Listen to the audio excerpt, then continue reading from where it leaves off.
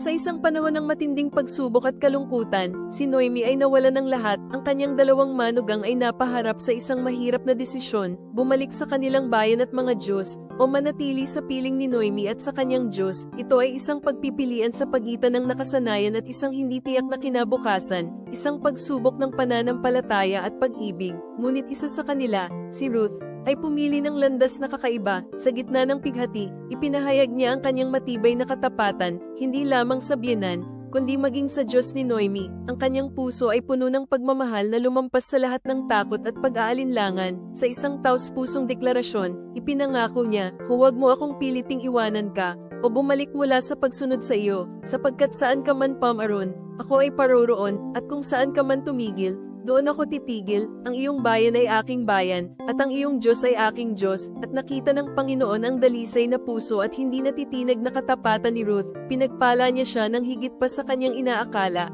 Naging bahagi ng pinagmulan ng ating Panginoong Hesus. Ang kanyang kwento ay nagpapaalala sa atin na ang tunay na pag-ibig at matapat na pananampalataya ay hindi kailanman nawawala ng gantimpala. Ito ay isang hindi malilimutang halimbawa ng pag-ibig na nagbabago ng mundo.